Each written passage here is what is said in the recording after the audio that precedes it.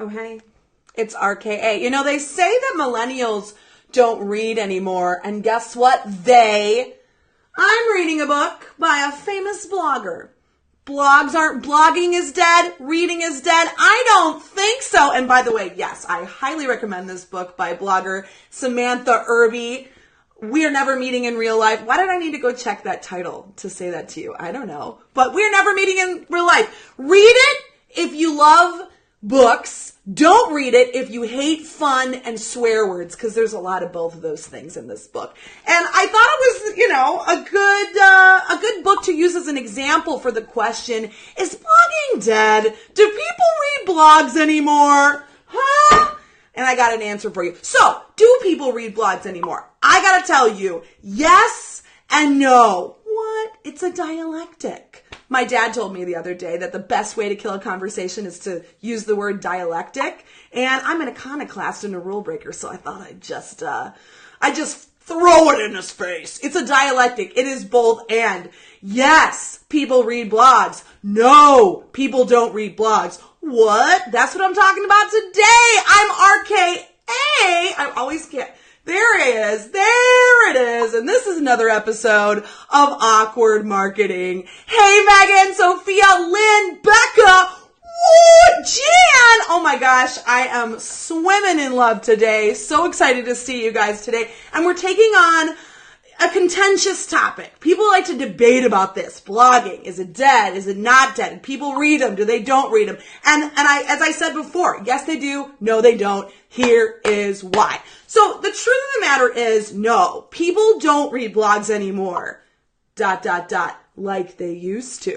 For example, once upon a time used to be that you would go to that little rainbowy looking icon on somebody's website and click it, and then you could subscribe to their blog and then read it in syndication. Go to your Google Reader, as it was back in the day, and read all your favorite blogs in one place.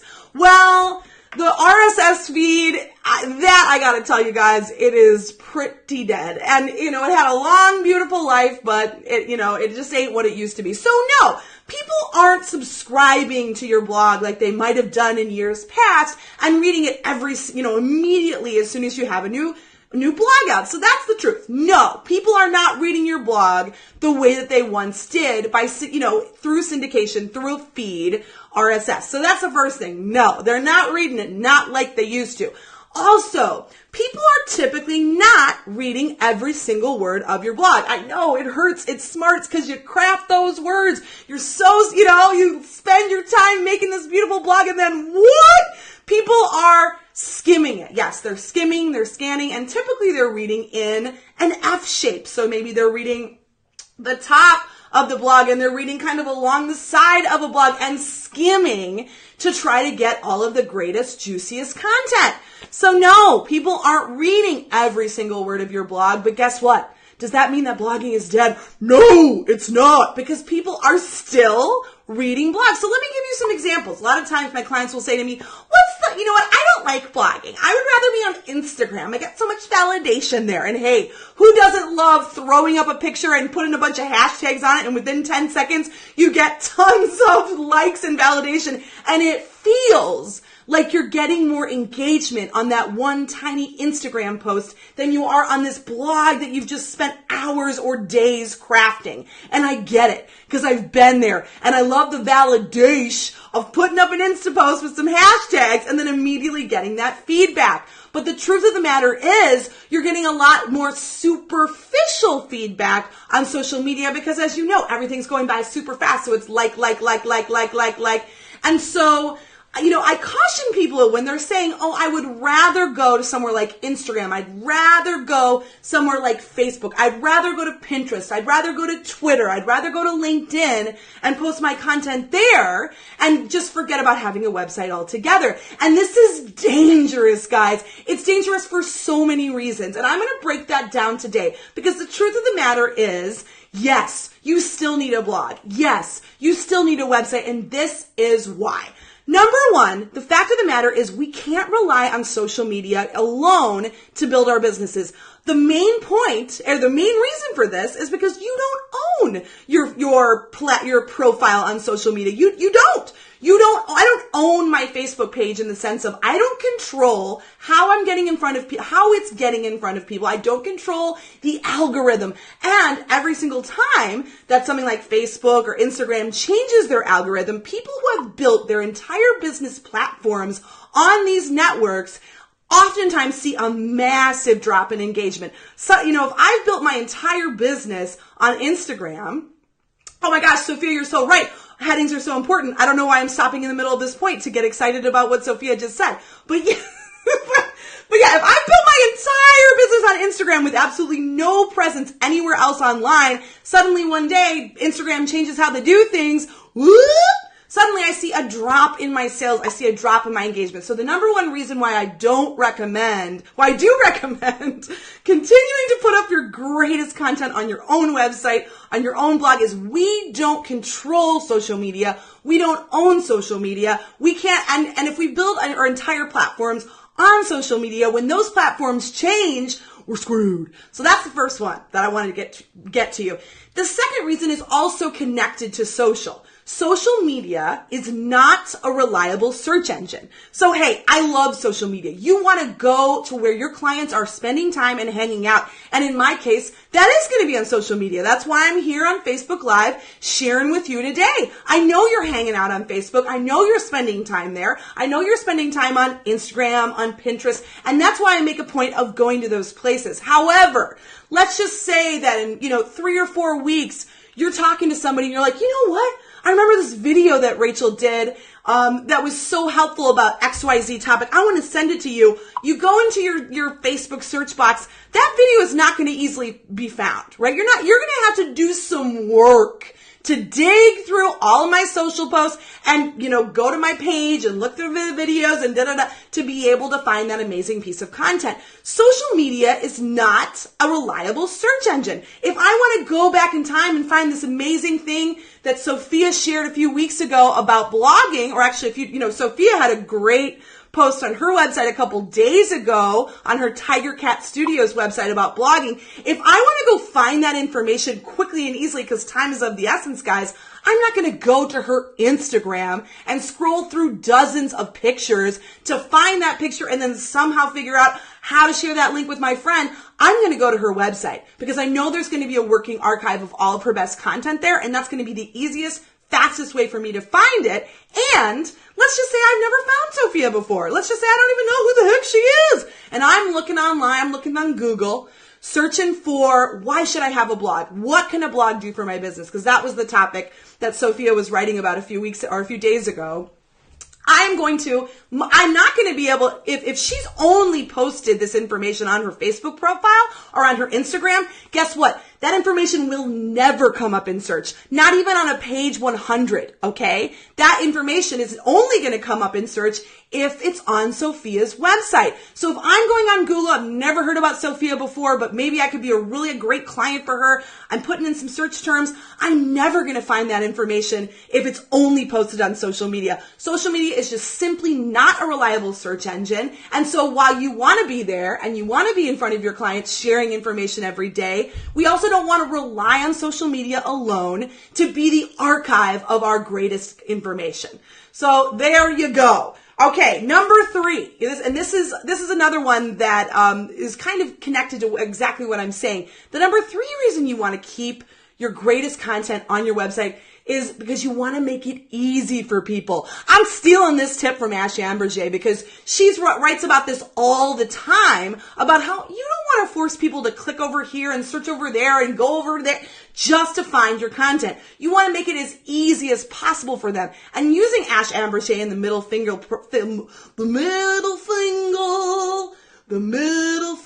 this has been another episode, another commercial break for awkward marketing. It's awkward. It's fun. There's nothing else I can say about that. The middle finger project. So you might notice if you follow Ash, and if you don't, go to themiddlefingerproject.org.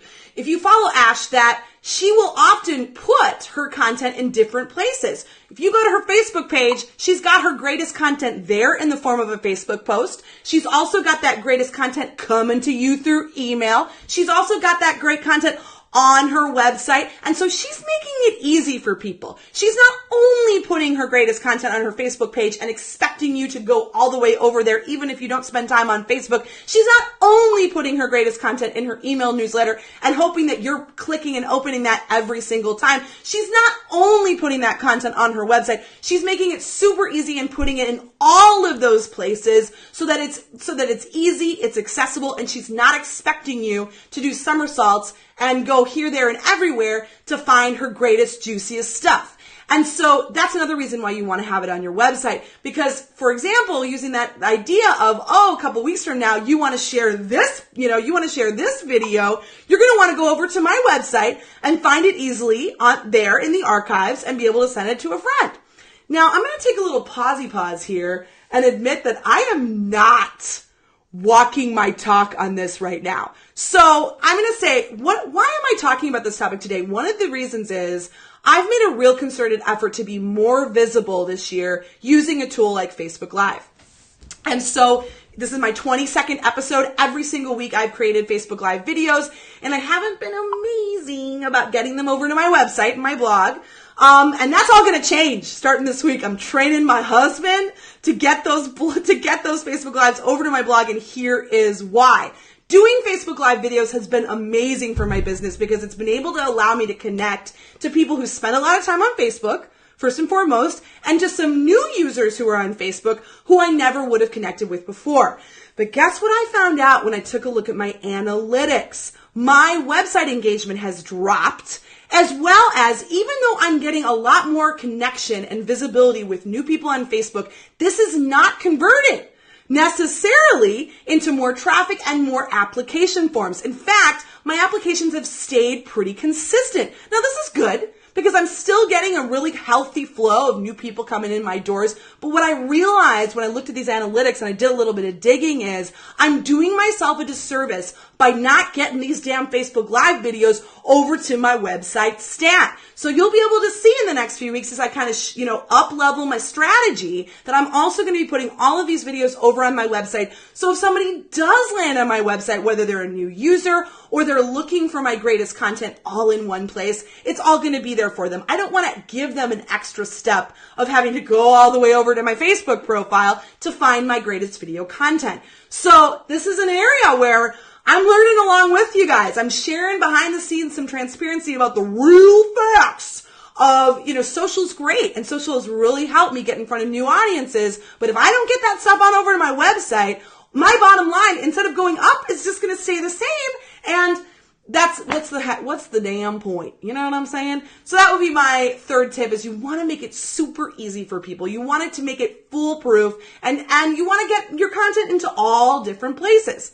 Now, the final reason why I really find it super important, I recommend to all my clients, they still need to be creating amazing content and putting it on their blog, is this content is for your prospective client.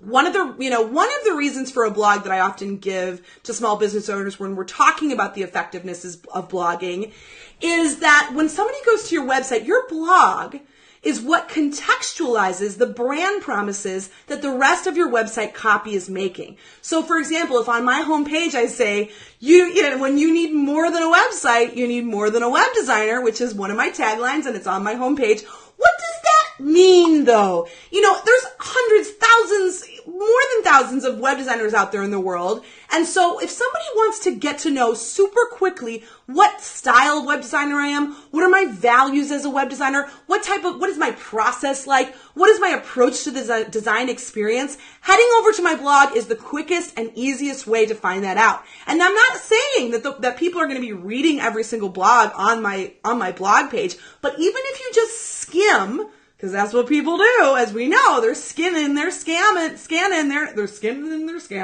That doesn't sound right. They're skinning and they're skimming and they're scanning. Damn it. They're skinning and they're scamming. And so if you just skim and scan, not skin and scam, skim and scan. If you just skim and scan my blog, just the title and the first few words of each post, you're going to get a really good insight into exactly what type of a designer I am, my approach to design, and it contextualizes the promises I make. And I apply this to any business. If you're a spirit, if you are a healer and you help women kind of heal trauma or heal physical pain, the first question in somebody's mind is going to be, but how though? What does that mean for this person? And if I go to your blog and skim and scan the first few posts and their pictures, their titles, the first few words, it's going to give me super fast context and insights into exactly what do those brand promises mean.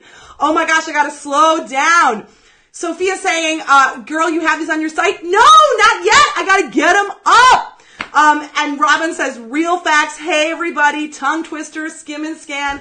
Woo! I'm all revved up today, guys. I'm revved up. So, what does this mean? Does this mean that you don't post your content on social media? What does this mean for the content that you're creating? Where do you post it? Do you only post it on your website? Do you post it on social? Do you post it? Here's my biggest tip.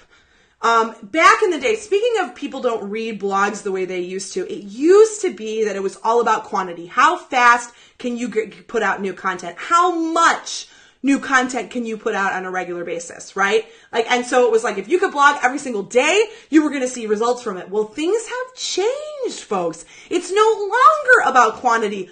Isn't that a load off? It's all about quality. It's all about, because we are swimming in a world of too much content. Everybody and their dog has a blog, right? And so it takes a little bit more work. It takes a little bit more energy. It takes a little bit more focus and attention. It's not just about creating as many keyword-packed blogs as you can. It's about creating really amazing, high-quality, high-impact content that your people actually want to read. And so my biggest tip here is you want to take one piece of core content and you want to repurpose it across your different networks. Yes, that core piece of content needs to be on your website, but you don't want to just leave it there and then just hope that people are going to find it, right? So I'll use an example. I did a Facebook Live a couple of weeks ago all about my top tools for running an online business. Now, did I just leave it at that? Did I just do a Facebook Live and then just, call it a day? No, this is what I did. So I did my Facebook Live video and that linked to a blog. So I was good that week. That was a good week for me in terms of walking my talk. So I linked that to a blog, rkainc.com/tools. And in that blog, I had a lot information that dovetailed back with the topic that I was talking about in my Facebook Live. Okay, the blog was linked to a freebie to help encourage people to get on my list, to be quite honest about it, right? And of course, that freebie had a ton of great tools in it so that people can get, the insights to my toolbox. I also did an Instagram post about it, like a picture with, that was linking back to, link in bio. I did an Insta story about it. I'm working on getting that stuff on Pinterest. I did several different Facebook posts. A week after I did the video, I put the blog post on Facebook. I boosted it. And this isn't different types of content, people. I'm using the same core content, the same information, and I'm repurposing it and putting it out there on different networks, different platforms, positioning it different ways, but we've got the same core content at the heart. So that is my biggest tip that I can give you. Yes, you still want to be blogging. Yes, you still want to be doing social media. Yes, you want to do all of those things. And no, you don't want to be making yourself crazy trying to create, different content here on Instagram and different content here on Facebook and different content here on your blog. No, you want to create one core piece of really strong content and then you want to repurpose it across these different platforms and you got to promote that shit. You know what I'm saying? So that's it. Do people read blogs anymore? No. Do people read blogs anymore? Yes, it's a dialectic. Sorry, Dad, I don't care. I think it's a conversation liver. So awkward, so much awkwardness, so little time. This has been another episode of Awkward Marketing number 22. We're getting wild and crazy. Now that Awkward Marketing is like old enough to drink, it's just going wild. Live's gone wild, if you will. Man, I grew up in the time of Girls Gone Wild commercials, and this is going downhill fast. So I'm just going to say I'll see you next week. Awkward marketing. Marketing yourself is awkward, as you can see. So let's not do it alone. Let's do it together. Love seeing you guys. And I'll talk to you soon with a t-shirt that says it's a dialectic.